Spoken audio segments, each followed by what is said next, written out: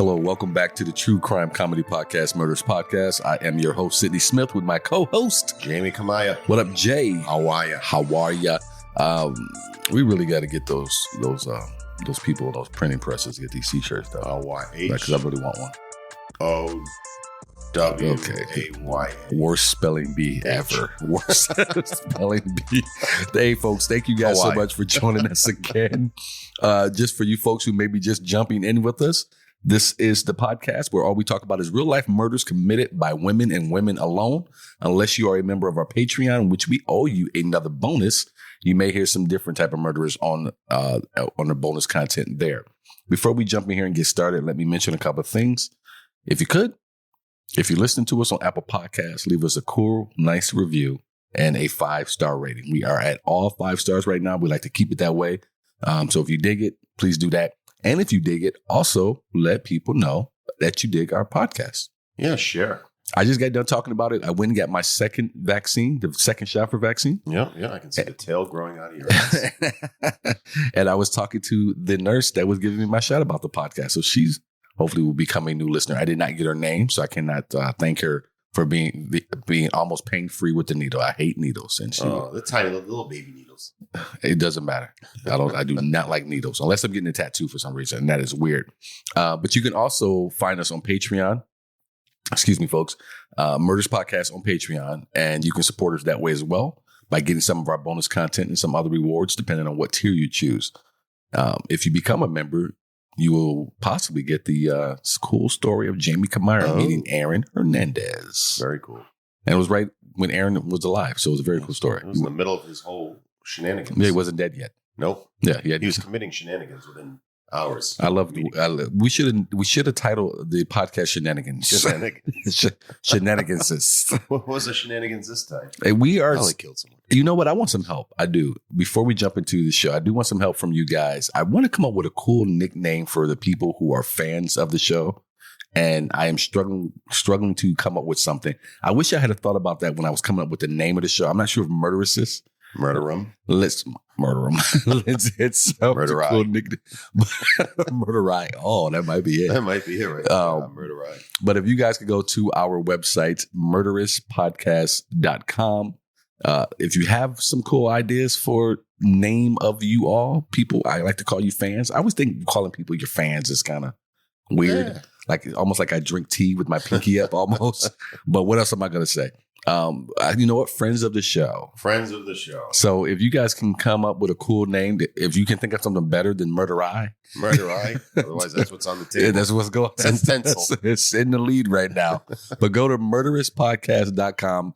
Leave us a cool message there on the website and let us know if you have any thoughts or ideas that would be cool. All right. With all that out the way, all that business. All the business is done. Jay, what's going on, man? How you doing? I know, you know what? Before we jump into that part, you've been dying to talk about something here. What is it? Bennifer's back together. The band is back. You came in and you said, "Can we talk about Bennifer?" I said, "Oh my God, I forgot that is a thing." We are celebrating Boston. I saw something last week because what got me was where they questioned A-Rod about it. And the only thing he had to say was "Go Yankees." Go Yankees. For people out there, we're talking about Jennifer Lopez, Ben Affleck, Aaron Hernandez, A-Rod here. He knows Ben Affleck doesn't play baseball, right? He does not, but he's a Somebody's bitter. But he's a huge Red Sox fan. Oh, of course. Yes. So anyway, Bennifer's back together, and A-Rod's a little disgruntled about it. You know, in the movie, fun fact, I got a fun fact for you. I knew you were going to say it. Gone Girl. Yes. He wears a New York Mets hat. Yes, he does. Originally, they wanted him to wear a Yankee hat. And he wouldn't do it. Absolutely fucking He wouldn't do it. They will not do it. And It'll become a thing. I'm not an Affleck guy, but I love the fact that he would do that because I would be like, if you ask me to wear a Michigan hat, if I was filming something, go fuck yourself. That's not happening. What if it was $10 million on the table, though? No, I don't think so.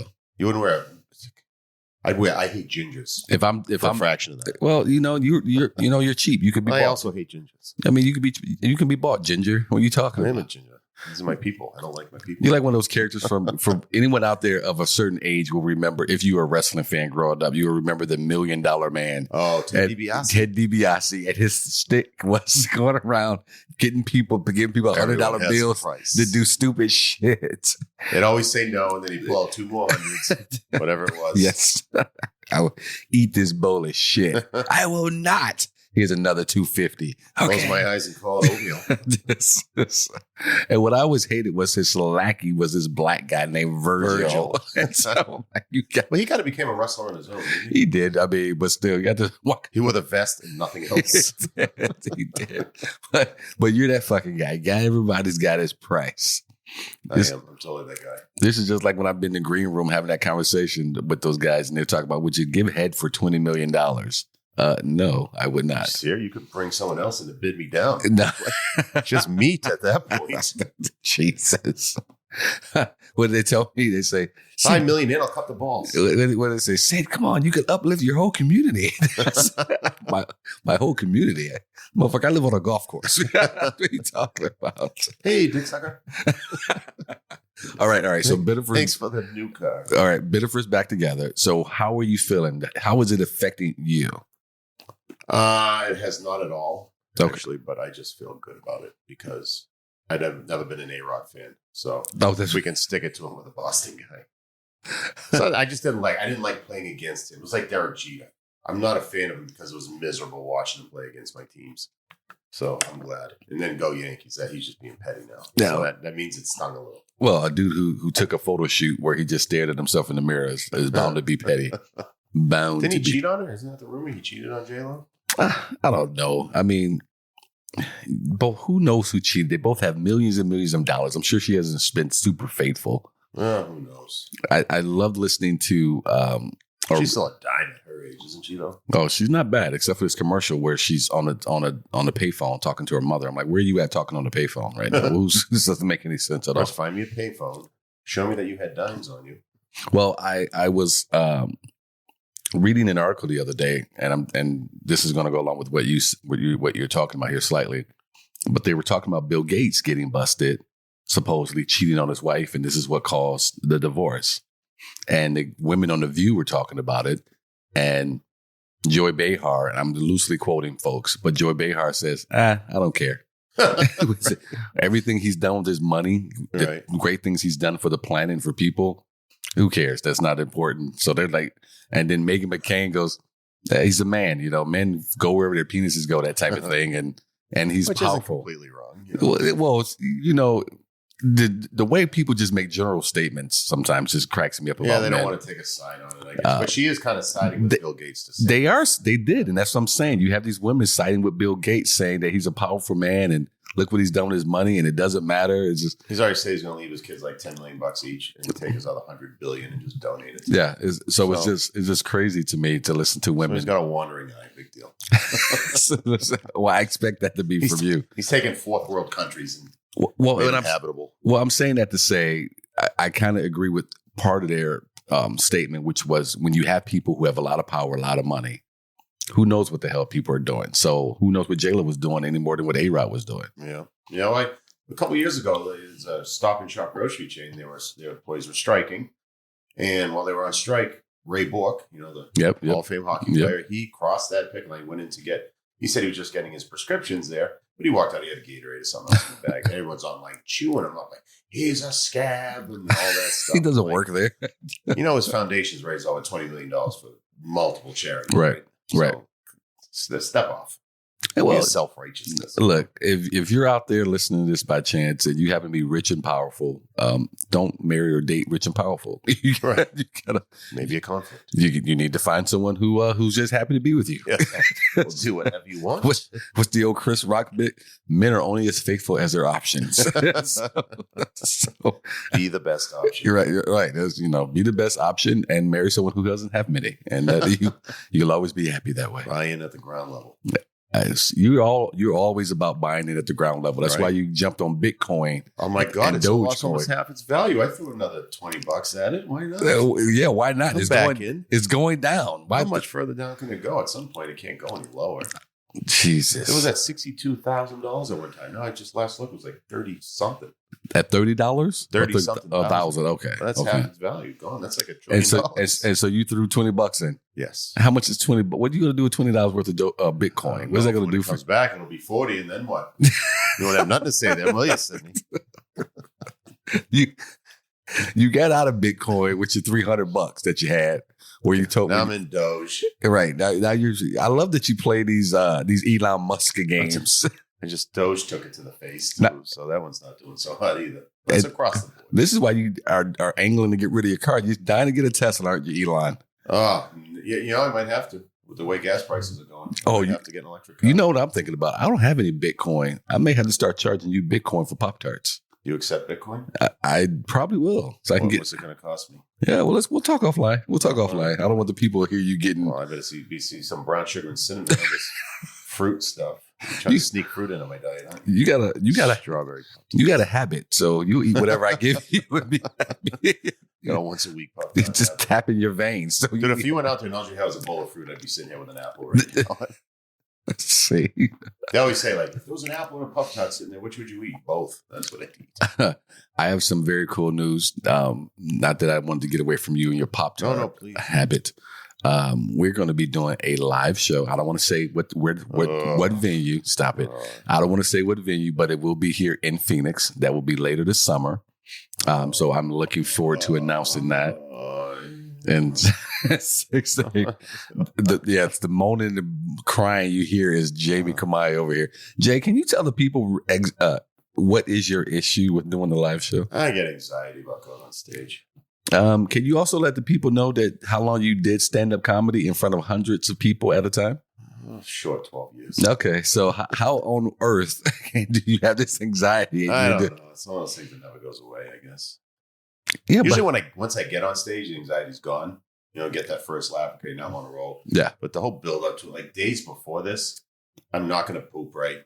I won't be eating right. What? Anxiety is just going to take over. If you don't eat right, you definitely aren't going to poop right. I get temperamental IBS. Folks, I didn't know he was going to talk about this, so he's never mentioned this before. You know where those sounds were coming from. Yes, folks. Put down your whatever you're drinking, your snacks, whatever you might have, your lunch, if that's what you're doing. Sorry, my man's talking about pooping. No, that's why I just bowel movements. How's that? Oh my God, that's not any better. Actually, that sounds voiding worse. bowels. So you're not really pumped for this opportunity? I mean, I know I will be. Yeah, I just gotta get past this. So, take the anxiety out of it. Yes, I will be. Good. Aside of that, I think it's going to be awesome because we're going to make it so interactive for all our folks that come out. Oh man, it's going to be such. I don't do crowd work. It's going to be so cool. Well, I'm the talent anyway, so I know you remind me every day. Well, when you say shit like this, I have to. Don't just get behind me. Stay on the Cape. We're moving kind of quick, buddy. We take it off. We do a show on the Cape. I'll fit in fine. That's not saying no. Stay on the Cape, like on my Cape. Oh, on your Cape. Yes, the coat. Yeah. Over coat. Yeah. Well, hey, whatever, man. Just stay on. Get a good grip on. I'm about to take off, buddy. But no. So we are looking forward to that. Even with Jamie's body issues, we are looking forward to doing this live show. So keep your ears open. Get your tickets as soon as they are available, and I will let you know what's happening and when it's happening and where it's happening. And hopefully, we see all of you out. One last thing before we jump in, one more time. Jamie's got the new crib, the big mansion. And made a big mistake, Sidney. Got a house with a second floor. When you told me, I knew this is going to be an issue. So let the world know. Well, you know what? The world would even know. Tell us what we already know. Why you have the issue? Because every single everything I own went to the second floor. And I don't like going upstairs. Mm-hmm. My nursing home will be a ranch when we move into that. Everybody says that. Everybody says that. Oh, not everybody. No, everybody says who buys a house with a second floor says, I thought you meant the nursing home. Oh, no. When I retire, the nursing home, whatever it happens, well, it's going to be a ranch. It's going to be a ranch style. For people who are not from the Midwest or East Coast, ranch style is single level home. Yes. And I have no business having a 2-story house. And your bedroom's on the second story. Oh, yeah. All the heavy bureaus and bed frames and king mattresses. And even the couch, which is on the bottom floor, is light. We just got a new couch actually delivered last night. They said our delivery window was 6 p.m. to midnight. What? It came about 11 p.m. Oh. They were in the window. Can you let the folks know the advice that I gave you when you were moving? When you told me you were moving? Hire movers? Yes. I tried. My girlfriend said no. Because you guys had a crew. She has a big family, and she brought a big family to this moving event, which she did. I mean, we had bodies, but I still had to jump in at certain times. It sounds like a lot of times. Yeah, a lot of times. My son's bureau, the drawers don't come out. So, yeah, it's big-ass bureau going up the stairs, which bends twice. Yep. Ugh. Every landing was like, all right, put it down, take it down. I hope your help was bigger and stronger than Jack. Yes. And they were younger than me for the most part. Right. So well, we had some young backs there. Well, good. Congrats on the house one more time. Oh, thank you. And I'm sure all of our faithful listeners who have no nickname right now, the Murder Eye. Such a weird nickname. I will be, you know what? I won't be shocked if that's the one that sticks. I mean, no one's going to come up with something better than that. Murder Eye? Murder Eye. I want to hear if they do. So if you have anything, please say. What's plural? Murder Eye or Murder Rum? I think it's Murder Eye is, right? Because like octopus, octopi. So the group of them, our listeners will be the Murder Eye. That's what I'm saying. Singular. If we meet a single Murder Rum. I feel like I'm saying this backwards. I don't know. Like cacti is multiple cacti. So yeah, I think we're right. I think I have that correct, yes. Die. But I'm going to let you do what, yes, like dice, die. Die is one die. Dice is multiple, so I don't know. We did. You just twisted it up. Oh, I'm going to go with cacti. We're going to go Murder Eye. Murder Eye? Murder Eye. But if we see one person, that's a Murder Rum. See, this is why we need your help. So please, someone out there come up with something that's with an better. English major, please chime. Before I print this on T-shirts. Can someone help us out, please? All right, let's go ahead and jump into our show. This is a fun one, I believe. And I'm going on faith because I was out getting my shot this morning when it came over the web. Oh yeah. See, just show my age. I said shit like the web. The www. I was still doing that for a long time. When people were like, "Why are you putting the W?" It knows it. It automatically knows that. I don't do that anymore. But anyway, so I'm sure that Jamie and the squad put something together real nice for all of us. This vaccine is making me tired. I think this second shot. You better get going. I am. I'm feeling a little. I got no side effects, but I'm like superhuman too, though. Not with that, buddy. All right. Well, look at me. I can fight off anything. Did the vaccine get through all that Pop-Tart filling? Yeah. She had to go extra deep into the bone. She pulled out those sprinkles on the needle. Okay. I don't have the energy to have fun, make fun of you. Okay. This week's Deadly Diva was a nasty one. All the life insurance policies she had on her multiple husbands would only ensure her own demise. Oh, I see what you did there. Let's get to know the greedy Lydia Trueblood. I love when you do the stories. I can always tell because you come up with these snazzy. I grease the wheel. Wait till he says this. I think that's the only one. Huh? We have found multiple spellings of her. Oh, you know what? I'll do it towards the end. We have found multiple spellings of her name. Some were Lyda. Lyda? Yes. Yeah. But more often than not, it was Lydia, Lydia. So that is what we're going to go with. Lydia. This was possibly due to her changing her identity, as we will get into later on. Lydia Anna Mae Trueblood was was born October 16th, 1892 in Keyettsville, Missouri. Oh, we're going back. Yeah, man. Missouri. Oh, yeah. Missouri again. That's how they say it on the Wonderlic test. 60 miles northeast of Kansas City in the central flatlands of Missouri. The Trueblood family moved to Twin Falls, Idaho in 1906. She was also known as Lyda Southard. Am I saying that correctly? Southern, maybe? I don't know. Oh, yeah. Okay. She won't mind. You know what? Let me stop right here. Is it Lyda or is it Lydia? I think it's Lydia. Because I'm seeing two different spellings here.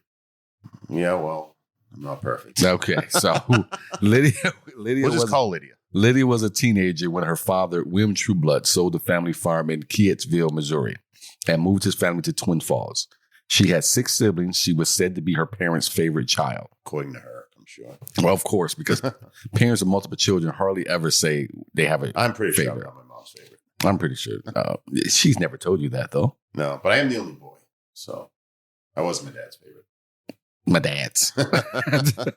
Was my dad's favorite. The Truebloods grew closer. No, what are we doing here?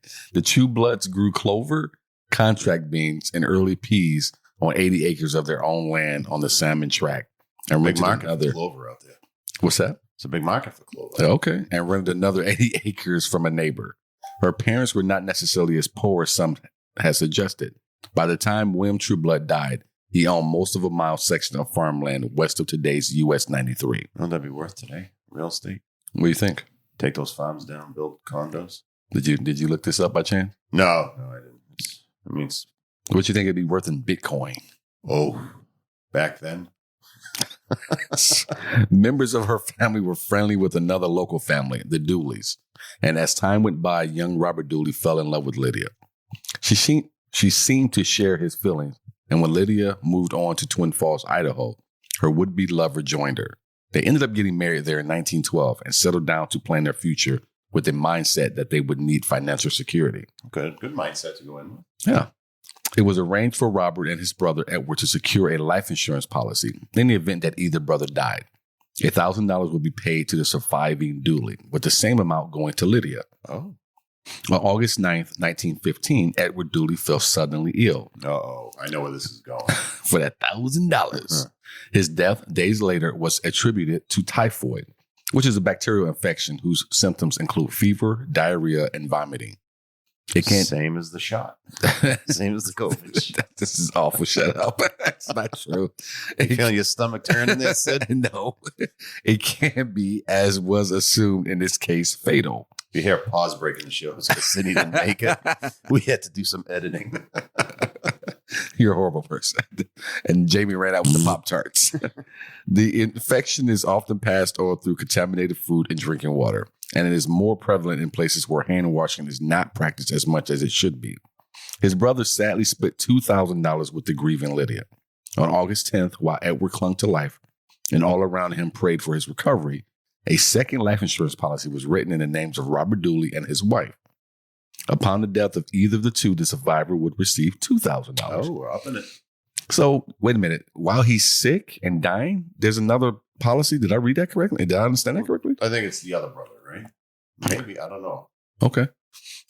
Well, that pesky typhoid fever struck again in late September 1915. It's always coming back. And by the evening of October 1st, the widow Dooley had a decent nest egg in the making. Recently inconvenienced with a child, Lydia would act as though she was looking for remedies. The young child named Lorraine was doing well. However, barely 6 weeks passed before the infant allegedly drank from a contaminated well and got sick. Uh-oh. The child would eventually die. She was not even 2 years old. Wow. This woman, okay. A mandatory period of mourning left the widow Dooley hungry for companionship. She found a viable replacement in the person of William McHaffey, a waiter in her favorite Twin Falls restaurant. Oh. They got married in 1917. Waiter, he's definitely worth more dead. And he took out a $5,000 insurance policy with Lydia as beneficiary. Before they pulled up stakes and moved to Hardin in Montana, the marriage was a short one. This time it was influenza and diphtheria. According to the death certificate. Oh, diphtheria. We're going to need to know what diphtheria is. Oh, is that what we're going to need to do? I think so. Okay. All right. For our non-medical professional listeners, diphtheria is caused by bacteria that poisons the body. Its symptoms include difficulty breathing, heart failure, paralysis, and even death. Oh. It's not really a thing anymore, as it has been pretty much eradicated through vaccines. Ooh, like the one I got today. Oh, yeah. Eradicate you. That claimed the life of McHaffey 1 year later. But his policy had lapsed because McHaffey failed to pay the second premium. Oh, you got to follow up on those. Come on. You got 2 months in, you deadbeat. And Lydia collected nothing for her suffering. Oops. Lydia eventually moved to Denver, where she married a man by the name of Harlan Lewis during May of 1919. He was a car salesman.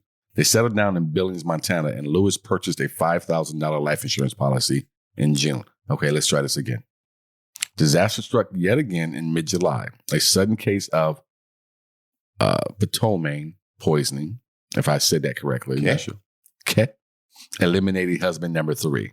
What you ask is ptomaine poisoning? I did. I was about to. It's food poisoning. Oh, Look, great. I don't know why you said put food poisoning here. You knew what this was. I get food poisoning once. Tried to trip. It's deadly. No, tried to trip me up is what you try to do. Listen, I do my research. I find a word that I think will trip you up, and I absolutely put it in there. Such a dick. Is that not a P? Is that not a P at the beginning? Is that not a?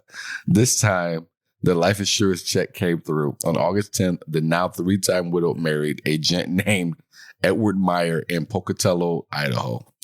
I'm really starting to really think this is how you're researching these. These cities don't even exist. They just make fake diseases. Look these up on a map. Show me where this says. She was calling herself Anna McHaffey at this point, but the change of her name did not foreshadow any change in her deadly MO. On August 11th, Lydia applied for a $10,000 life insurance policy in Edward. $5,000 just doesn't go as far as it used to. Just $1,000 not long ago. Lydia applied for a $10,000 life insurance policy in Edward's name, but it was disapproved for reasons never clarified. Because we know you're sneaky, bitch. It is believed that the insurance industry was waking up to Lydia's remarkable run of bad luck. The Myers settled on a ranch in the Snake River region where Edward had become ill on August 25th. He was transported to the hospital where doctors praised his chances of recovery. But on September 7th, he was dead. Oh, fuck it. You're going to die anyways then. Post-mortem tests discovered arsenic in his system. Oh, boy. Arsenic, how is that even still a thing? Right? I mean, that's been around forever. You still hear about it on forensic files. Yeah. Stop making arsenic at some point. You don't have to stop making it. People have to stop using it. Figure out that they can't find it. They can see it. Another way to kill a rat. No. Got to keep the arsenic if it comes to killing rats. They built up a tolerance for everything else. Those New York rats. Fight off anything but arsenic. But what was that movie back in the day when we were kids? Where all the rats took over. They had like the one good rat. Almost like Gremlins, where you had Gizmo. I think was it Ben was the name of the good rat. Yeah, you're losing me, kid. You're losing me. You never seen it? No, never heard of it. It's a goofy movie. I think you're making it up. Trying to lure me into something here. Oh, ask the murderer.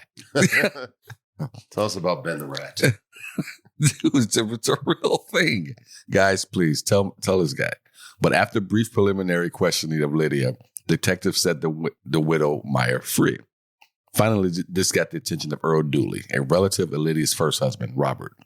Earl, who was a chemist in Twin Falls, Idaho, and began to study the deaths of people around Lydia Southard. I don't know this woman's last name. I don't know. Trueblood. Which was one of my favorite shows on HBO. I used to love that show. Yeah, my friend gave me the disc set, and I think I got through the first season. This was a while ago. I just found it moving. I still have it. I'm a huge Anna Paquin fan. Oh yeah, she's a hottie. Huge fan. She ended up marrying the other guy. I know. I don't know if they're still married or not, but she did. What was his name in that show? Edward or Victor? Edward or something. I feel like that's the other vampire movie. Oh, the one I can't stand, where everybody's crystal, their skin's made of crystal, whatever it is. Oh, they start crystallizing when they step into the sun. They shimmer. I'm like, get out of here. It's just stupid. Which one is that one? Oh, I don't know. It was Edward versus Jacob was the battle. The werewolf. I think you know more than you're letting know. Oh, I can't remember. You know about, oh, yeah, sure you can. Okay, I got all 7 movies under me. On my hard drive. Were you Team Jacob or Team Edward? I remember all the little girls running around. I guess I would go Jacob. Why? I don't know. He's built more manly. It was okay. He didn't shimmer. Edward was just a pretty boy. This is strange that you are. How do you know this about this movie? Now I'm going to be thinking the rest of the show. I'm not going to be able to contribute until I think of Kristen Stewart. Kristen Stewart. Yeah. It was I thought she was a little cutie in that movie too. Then by like the 7th movie, she's just like, "Who's this crackhead?" This is crackhead. All right. We digress. We're sorry, people, that Jamie took you down this lane of hanging Team Jacob posters in his locker at school. Dooley had just seen Edward Meyer at his home days before his death, looking very ill. Dooley immediately went back to Meyer's home, to the very place he was standing when Dooley had last seen him. Dooley scraped up dirt from the exact spot and took it to his lab to be tested. After careful analysis, he found arsenic in the sample. Oh, that's pretty coincidental, don't you think? Hey, did you get dirt? Did you get the vaccine too? I did get the vaccine. I got both shots. Seemed to be a little off your game today. Well, coincidental is not the easiest word. Oh, that's really? A 5-syllable word. Or whatever. Oh, look at you counting. I count. You don't see my hand down here hanging. I'm counting with my fingers. I do see your forearm moving. To be sure, Dooley asked a physician, Dr. Hal G. Byler, and a fellow chemist, Edwin F. Rodenbach, to conduct their own independent studies of the sample. Both of them agreed with Dooley's initial findings that there was evidence of arsenic. They concluded that Meyer had been killed by arsenic poison and felt that the deaths of her other husband should be further investigated. Dooley notified authorities of his findings, and the bodies of Lydia's other 3 husbands, brother-in-law, and daughter were all exhumed to be tested. They did find traces of arsenic in some of the bodies, while the others were suspected of arsenic poisoning because of how well the bodies were preserved. Wow.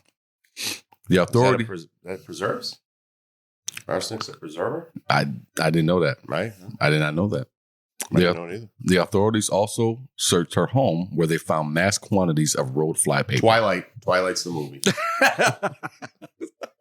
Did you just... Twilight, sorry.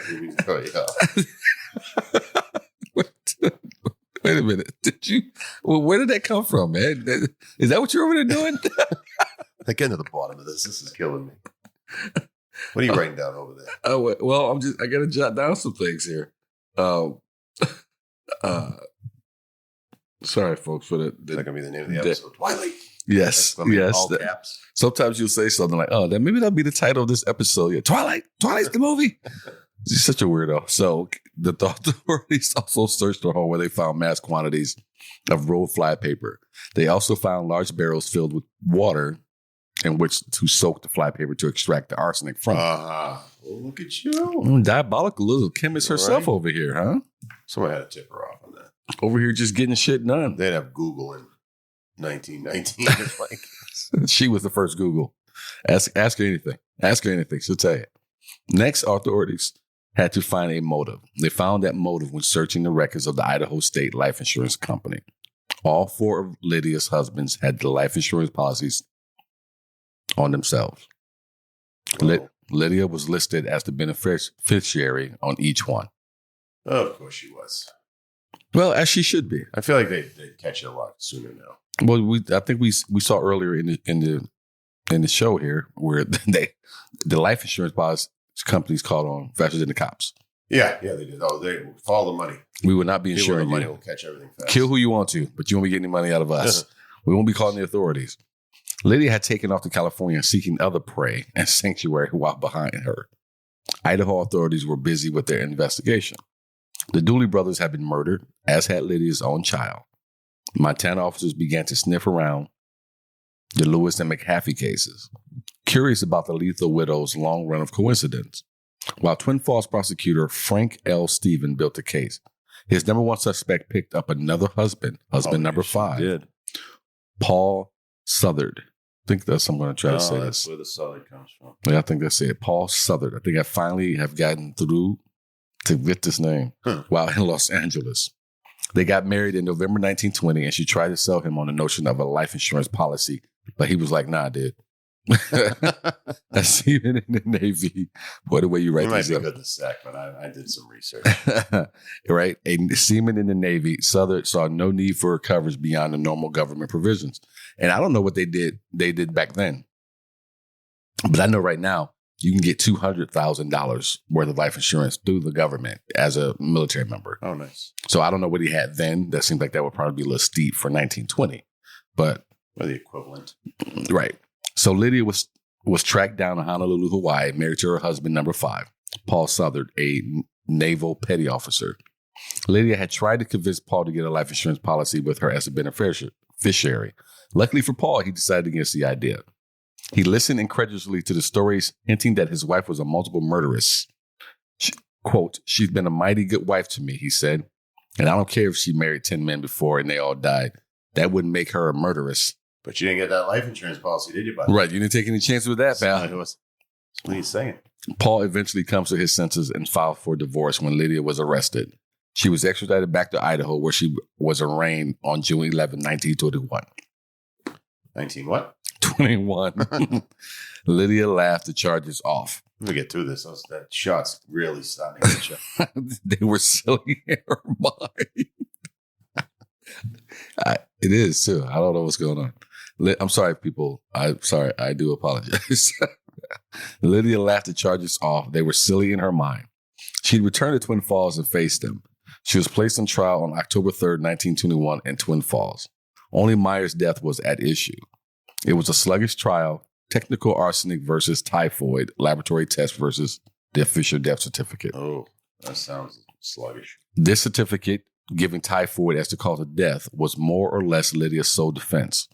In a news article published in the Arizona Republic in May of 1921, it read that Lydia's parents would not contribute to her defense fund. That's rude. They said if she truly is guilty, not all of the money they have would save her. Yeah, good point. Wow. Wow. No, that means they thought she was guilty. Yeah, and I didn't read anything in this particular story in our episode today that says that her parents would have assumed she was. No, well, she's not the favorite anymore, clearly. That doesn't settle it. I don't know what does. Briefly, the state contended that Lydia fed Meyer doses of arsenic extracted from the flypaper. This Lydia denied. There was some other evidence which was said to be largely circumstantial. I fed it to the other husbands, not him. Prove it. As a whole, the state's case suggested that Lydia could have and probably did poison her husband, that she didn't particularly love him, that she insured him, and then she fled after his death. After a trial that lasted 6 weeks, Lydia was convicted of second-degree murder and sentenced to 10 years to life in prison. 10 years, huh? At the old Idaho State Penitentiary. Oh, Idaho. Where's Lydia at? Oh, she's over at the old Idaho State Penitentiary. Ain't no her time over there. Now you're going to see nobody for 10-year minimum. The jury took 23 hours. That's it. You broke it. Sidney's broken. The jury took 23 hours to return their verdict. You may think that the story would end here with Lydia Southard spending the rest of her life in prison, but no, there's much more to her story. While in prison, I love how you narrate these things, but no. There's more. You don't get just two Ginsu knives. You get a super duper Ginsu that'll cut cans. While in prison, a guard by the name of Jack Watkins became infatuated with Lydia. Of course he did. And helped her escape. Really enough, Jack died before Lydia made her great escape. They say Jack's death was from natural causes. No, sure. Well, she didn't mean it. She wasn't trying to kill him that quick. Yeah, mail this for me before you die, and it's a life insurance policy that she forges it. She's laced the glue with arsenic. Lick the envelope thoroughly. Don't use water. On the night of May 4th, 1931, Lydia cut the bars on her cell window using a saw that was given to her by Jack. What kind of? How do you sneak a saw in? What kind of bars? These bars made of wood? This is the hardest plastic we know of. With a saw. It's a woman's prison. Maybe they just figured it out and hold them back. Picture in Popeye. Do not step over this line. This is where your cell ends. You're in big, big trouble. Step over that yellow line. All the fencing on the yard. It's like a Canadian prison. Oh my goodness. A Canadian prison. All right. So on the night of May 4th, 1931, Lydia cut the bars on her cell window using the saw that was given to her by Jack. Jack had also... I was trying to picture her. She got big hacks. Who's not going to do that? Jack had also positioned a ladder made with plumbing pipes. Wait a minute. It's the most fascinating part of this whole story right now. Jack had also positioned a ladder made with plumbing pipes. That were also made out of prison bars. By the prison wall that allowed, like no one sees this ladder. Lydia, where'd your bars go? Not to make a ladder. All right. He had also made a rope of 12 blankets. Stop it. Are you making this up? No, I am not. These are all the scenes that they cut from Mission Impossible. So no one's gonna believe that, Tom. We have to cut these scenes. Mission Impossible happened before planes. Oh my gosh. So he had also made a rope of torn blankets so that she could reach the ground on the other side. But that's not all the help Lydia had. Once over the prison wall, David Minton was waiting for her with a getaway car. Dude, she must have the bomb diggity. Well, yeah, right? I mean, all these guys willing to go these lengths. Oh, man. On his deathbed, he gives her a saw. I mean, you and I have discussed on earlier episodes where men are stupid, and there's a lot of things we would do for the vajayjay. Yeah. But this bomb diggity, as they would say way back when. David was an ex-con who had just been released from the same prison 3 weeks before. Yeah, men and women the same. Man, he thought she was worth risking his newly given freedom. Later, during the prison warden's investigation, it was found that David had visited Lydia in the women's ward 2 nights before she made her escape. Oh. Also, in the weeks leading up to the escape, he had exchanged many love letters with her by throwing them over the prison wall. Well, where's security at? Another letter's coming. Lydia, it's probably for you. Police searched for the couple and found Minton in Denver, Colorado on July 2nd, 1932. Turns out that Lydia was only using him to help her escape. You don't say. And then left him when they got to Colorado. Hey, man, at least you're still alive. Minton was bitter about being used and had no problem sharing where she went. He ended up being arrested for the part he played in Lydia's escape. She began working as a housekeeper for Harry Whitlock in Denver. In March of 1932, Lydia and Harry were married. Husband number 6, in case you lost count. I actually did, so thank you very much. In July 1932, Harry learned Lydia's true identity and helped the police in their arrest. Harry arranged to have Lydia go to a post office in Topeka, Kansas, where the police were waiting for her. Oh, good one. She was going by the name Fern Zellers Rains. What? Fern. How do you come up with Fern? Well, yeah, that's what I'm sitting here. Fern Zellers Rains, and had dyed her brown hair black, and had 2 front teeth replaced with gold ones in an attempt to conceal her identity. Well, the insurance money. Let me go back to this. She was going by the name Fern Zellers Rains and had dyed her brown hair black. Gotcha. And then had 2 front teeth replaced with gold ones in an attempt to conceal her identity. I feel like if you had 2 gold teeth right now, I'd still know who you were. No way. No way. No one ever knew that Clark Kent was Superman when he put those eyeglasses on. Oh, hey, Clark can catch bullets. Did you see? Well, the glasses is all he needed. 2 front, and he still married her with 2 gold teeth. Did you watch In Living Color? Yes. And the parody that they did, Handyman? Yes. You could never pull that skit off. No, you could not do it. You could not do it. But Damon Wayans, yes, he had like the cap, yes, like that swimming cap thing that would come up over his head. And then he would always because he had the glasses on. Nobody knew. Exactly. You see my point. I always laugh when he went to go fly. He would always just fall out the window. Like he never really jumped. So she told police, quote, "Oh my God, you get in trouble just for laughing." I worked with him a year or so ago. Nice guy. She told police, "I expected to be caught. She had been free for 15 months.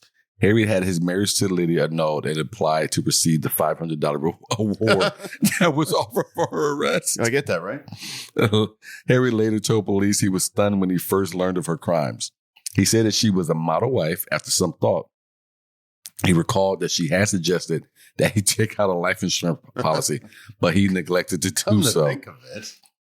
In 1933, it was revealed that Lydia was given extraordinary favors in prison. She had been allowed to visit her sick mother off of prison grounds and was even left unguarded for 5 hours. This is definitely a Canadian prison. She had been given rides in cars so that she could spend time at a nearby resort or go see a picture show at a local theater. What the hell's going on here? Prison? That sounds like Goodfellas. Prison. I got some red wine. The warden, George Rudd, admitted that he allowed Lydia certain liberties. He then resigned from his position. I told you, bomb diggity. Yeah, it's got to be. It's got to be something else. For people out there who do not know what I mean when I say she had the bomb diggity, Google it. Google it. Or don't be 100 years old. Right. On October 2nd, well, it could be someone younger who doesn't know she had the bomb diggity. I feel like you could if I said that to my 13-year-old, I feel like he'd know what I meant. I feel like if you said that to Jack, I'd call CPS. Well, just the word itself. Okay. Reference. Okay. All right. As long as you've been a good dad. Bomb diggity. I've heard that used in non-sexual senses. I've never heard that used in a non-sexual way. Well, you hang around with dirty birds. Okay. Dirty birds. Kathy Bates is doing the podcast with me. On October 2nd, 1941, at the age of 48, Lydia was given a 6-month probationary release from the penitentiary. Wow. A year and a half later, she received her full pardon. Lydia moved to Oregon to live with a sister for Oregon? Is that another state you can't say? Oregon. She moved to Oregon. Leave me alone, man. I'm trying to be healthy. Lydia moved to Oregon to live with a sister for a few years before going to Twin Falls, where she married Hal Shaw. Wow, what number is he? 7, 8? Husband number 7. He disappeared without a trace 2 years later. I think I'm tapped out on the insurance movie money, but I'm sick of your ass. Oh my gosh. He disappeared without a trace 2 years later. On February 5th, 1958, at the age of 65, Lydia, who was then going by the name Anna E. Shaw, died of a heart attack while carrying groceries on a city street in Salt Lake City, Utah. She was buried at Sunset Memorial Park in Twin Falls, Idaho. I smell a field trip.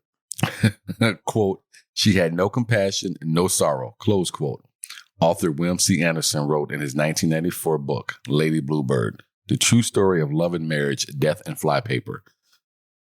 So that's a long title. I don't like that title. I'm not going to get all that on the bridge of the book there. The book detailed Lydia's life. Quote, not the way a young widow should act when her husband has just passed away in the shank of life. Close quote. In addition to the occasional curious visitor, however, one man regularly visited and put flowers on Lydia Trueblood's grave. Aww. Fool. The late Joe Webster, Twin Falls Canal Company's dispatcher and historian for many years, had a deep fascination with Idaho's best-known serial killer, who purportedly seasoned her home-baked apple pies with arsenic to kill her victims. Oh, I love apple pie. She would have got me in a second. Oh, my God. I get some ice cream with this? Quote, Joe always kept a picture of Lydia on his wall, close quote, said Brian Olmsted, Canal Company manager. He brought apple pie for all of us every year on the day of her death. Don't you dare eat that. Nobody eat that. What's my pie? Go ahead. I'll eat it if you eat it first. No. Linda Shetler, who worked with Webster, summarized his fascination with a line she used frequently. Quote, if Lydia was still alive, you'd be dead. Close quote. The way you eat Shetler recalls telling Webster, Anderson, who authored the definitive portrayal of Lydia, shared Webster's fascination. The book, which is now out of print, was a result of his childhood visits to the Idaho State Penitentiary in Boise, where Lydia was imprisoned.